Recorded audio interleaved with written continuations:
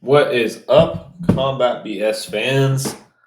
We are back, ready to cut through all the BS in the combat sports world. I'm your host, Brad Smits, otherwise known as BS. Today we're going to recap UFC Qatar. Let me share my screen here. And we're going to talk about all the big wins from that. And then we're going to just do a little bit of fun because we're off this week. So let's just get right to it. Main card results. I don't know why they put it like this. I'm just going to look it up on. I pulled that up in advance and it just was not what I was looking for.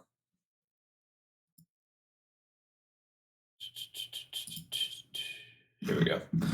All right. To finish the night off, Dan Hooker wins by submission. Or Dan Hooker, sorry. I'm talking about Arman Tsarukyan. Here we go. Arman Tsarukyan wins by submission over Dan Hooker, unfortunately. I put $3 on Dan Hooker by KO. Give myself $25 for the big fight nights. I give myself $10 for the small fight nights and $50 for the pay-per-views or PLEs, premium live events, or numbered events, whatever they're going to call them in 2026. But because I try to gamble like a normal person would. I'm not trying to do these MMA shows that do this. Oh, we're betting $1,000 on this night, a couple $1,000 on this night. It's just too hard for somebody to get that much money in the real world. So I try to make it more realistic, and I'll update you on my gambling results as we go on here. But Arman Tsarukyan gets it done by a submission over Dan Hooker. I thought Arman just looked like the better fighter all the way through, even on the feet. The only thing Dan had going for him was those long teep kicks and calf kicks. But other than that, he really wasn't finding any success against Arman. There was an opportunity the first time that Arman escaped the guillotine to roll into mount like Oliveira did against him, but he just didn't. And then there was also another chance he could have taken his back on the second escape, and he didn't. And Dan just looked a couple levels worse on the ground, and the same or worse on the feet too. Arman just looks like a true number one contender. And we're gonna do matchups at the end of this podcast, so we'll see who I want him to fight next. But just a crazy performance out of Arman in front of his father too. I'm sure that played into it. Ian Machado Gary wins by decision, unanimous. I thought that he could have done a lot more in this fight. I think he could have won by knockout if he pushed the pace a little more, but just a technical masterpiece. I mean, he was never in danger against Bilal. And Bilal 2 fights ago, everybody thought was unbeatable at this weight class, and JDM goes in there and gets him. And now Ian just uses that game plan, but expands on it and becomes even better. And Ian Gary deserved the win. For sure, I put $22 on Ian Gary to win, so I'm pretty happy with that result. Let's just keep going down. Volkan Uzdemir, won by KO against Alonzo Menifield. Miktabek Orlabay knocked out Jack Hermanson. I placed a small wager, not including. I didn't put that on the bet slip. You can go back and watch them. I always say exactly what I'm betting on. But for fun, I put like $6 on Jack Hermanson by submission because I was like, he's huge. Miktabek likes to wrestle. He's pretty good. He's a black belt in jiu-jitsu. Not that he has a lot of submissions, but if Miktabek dives on the legs early and he's a lot stronger, that squeeze might be shocking as Miktabek moves up a weight class and Jack moves down. But the non-shocking thing happened. Jack Hermanson's chin and all that's just gone, and it's unfortunate. But he got caught, and not even with it was just a glancing shot and put out bad. So unfortunate there. Salsa Boy, Waldo Cortez Acosta.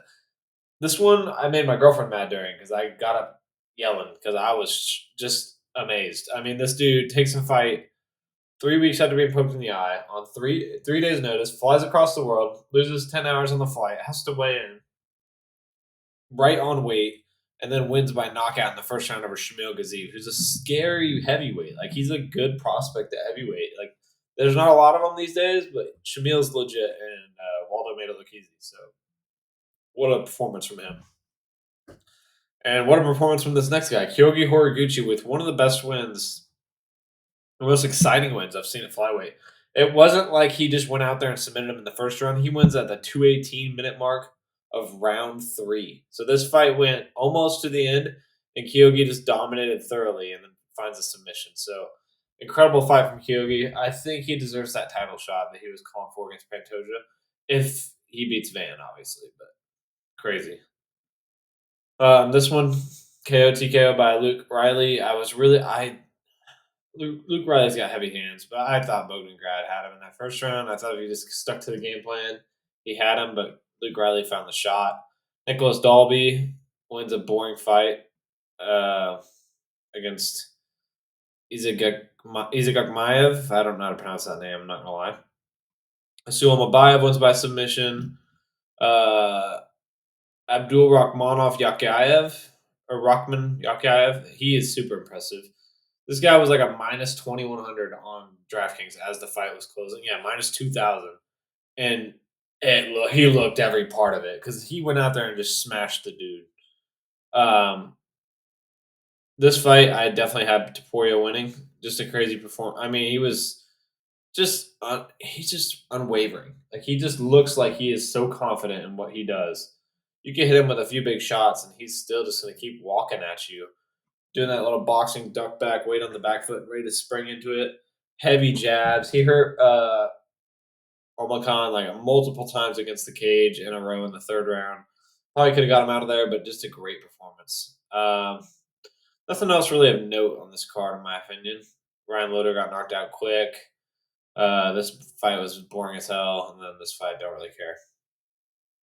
Anyway, we're gonna move on. I think I'm just gonna talk about the storylines right now in MMA. I'll just close this out, and we'll just go back to full screen me. There we go. All right. So a few things I've seen today and over the last few days. KSW made a new rule, which I'm really interested to see if other MMA organizations start to make it universal. But KSW decided we're going to take a point if you miss weight. So now it's not just your purse; you're also losing a point in the fight, which means because they have show and win money, and now if you don't win, you're not getting that money. So you're just getting your show, and that's getting deducted. It's a real problem to miss weight now, and in KSW anyway. And I hope that this can continue to show and play a factor into the eye pokes and the groin kicks and the weight cuts. Like these, there needs to be more consequence for a lot of the action going on in fights recently. So I like that move. Waldo Cortez Acosta. I mean, this dude is out here looking for a fight right now on December 6th or December 13th. He fought already twice in November. And this dude just doesn't stop. And I found out today from the Ariel Alwani right before I got on to record. He has 9 kids, so not shocking that he wants to get right back in there and make some money. Just a crazy performance out of him, though, knocking out Shamil Gaziv again. Just want to bring that up. Gene Silva versus Arnold Allen at featherweight, possibly being targeted for that January 24th card in Vegas, the first of the Paramount era, which I'm super excited to see that fight. That would be awesome. More on that card here in a second. But Brady also possibly thinking of going down to 55. Sean Brady, that is. I'm a huge fan of Sean Brady. A lot of people know that in my life. I have some of his merchandise. I am just super big supporter of him, but it's getting clipped by. I don't know if that's the move. He's very big, and I think he'll lose a lot of that gas tank if he goes down. I think that he got up to the number one contender at welterweight, and I know it's a full weight class, but 2 more wins can get him right back there. Guys like the guys he lost to, that being Michael Morales, like he's not going to be in that weight class forever. He is a big dude. Bilal Muhammad, the only other guy he lost to, is aging. He would beat right now if they fought. But yeah, I don't know if he'd be the same at that weight class. He would probably dominate a few guys, but near the top, I think he would struggle because they could just extend him, and then he would be tired sooner for the weight cut. That would be a crazy weight cut. Anyway, another thing to do with that main event, the first main card, the first pay per view event or PLE or numbered card, whatever you want to call it, of January of the new deal. Ilya was rumored to be starting it off. Now it's confirmed through multiple sources.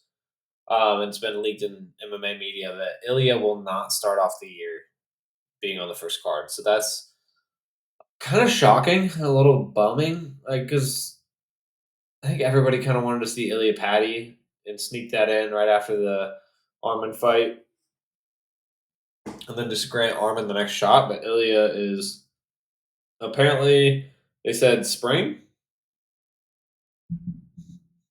so I'm trying to think of where that would be. March is usually in Vegas, but they might change that because of the and also in France. Um, April probably Miami. I could see him headlining there. Yeah, it's just unfortunate that probably not gonna get the Ilya Patty fight, and I'll have some thoughts about that and the matchmaker at the end of the day today.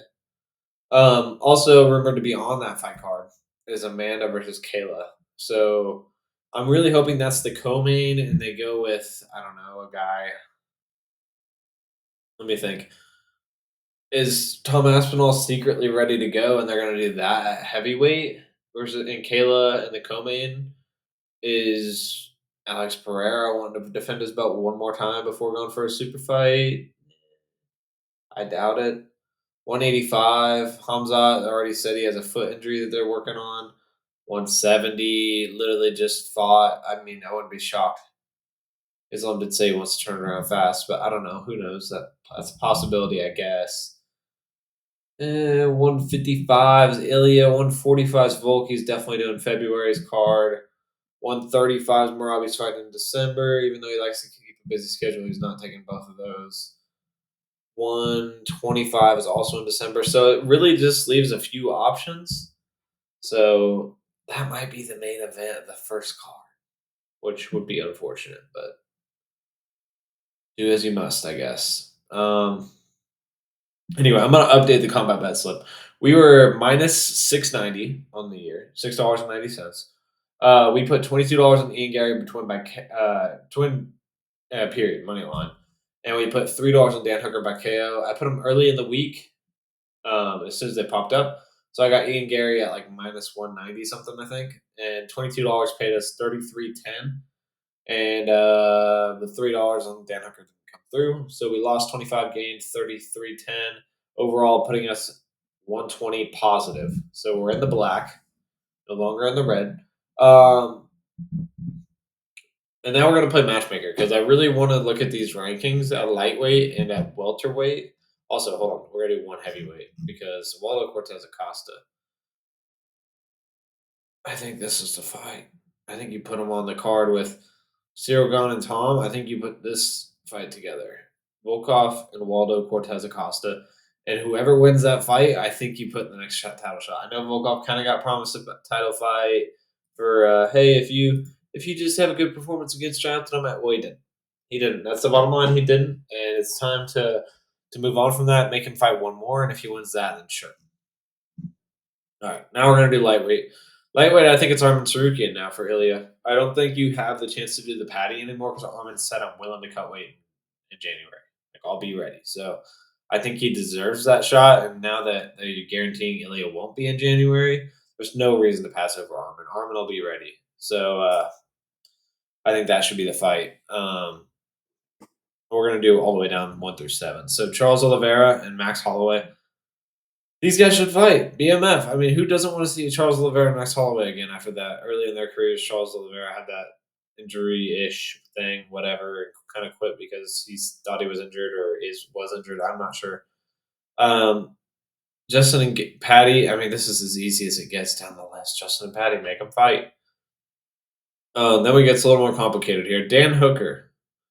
Dan Hooker, you either have to give to Rafael Fiziev, because I know they want to move Fiziev up because they gave him Charles Oliveira and then he had to pull out, or Benoit Saint Denis. But both of those two are guys that are exciting and should be higher in the rankings. And if the UFC is going off excitement level, skill level, entertainment level, that stuff, those are the ones to give Dan Hooker next. Mateusz Gamrot, I mean, it's kind of tough as you go down the list because if they give one of these two to Dan Hooker, then you got two guys that would barely be moving up. But then you got Hanato, who already hasn't fought him, but I doubt they would give him that. Michael Chandler, who won't take that fight. Benil Dariush, who's on the way down, just lost. Both these guys lost. Grant Dawson, who, I mean, sure, yeah, 7-13, give it to him. Mauricio Rufi's coming off a loss. Ignacio Bahamondes, I believe, is coming off a loss. Is Didn't he? Didn't he just lose to Fiziev? Yeah, he did. So yeah, I don't think he's gonna. I don't think he's gonna get that shot. So I really think it's gonna be like Hanato against Gamrot or Grant Dawson versus Gamrot. Gamrot. That's really all I can think of. Welterweight. This is gonna be fun. Um, I think Ian Gary deserves a title shot, and I know that's probably kind of controversial.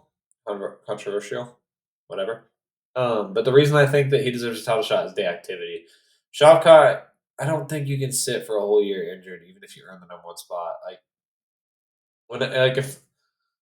imagine any of these other weight classes. If Fluffy Hernandez became the number one contender, beat Jerkus Duplessis, but then broke something and was out for like 13 months, 14 months, 15 months by the time Islam's ready to defend, you can't just wait. Like, there's going to be other guys that are proving themselves coming up the rankings. Like, I'm ready, I'm ready, I'm ready. So I think it's time he accepts that, and Ian Gary gets the title shot. JDM, I'll get back to, but Shavkat Rakhmonov versus Michael Morales, I think that's the fight to make. Shavkat's like a absolute killer versus Michael Morales, who's just a physical specimen who's got a lot of weapons. I think that'd be a great fight.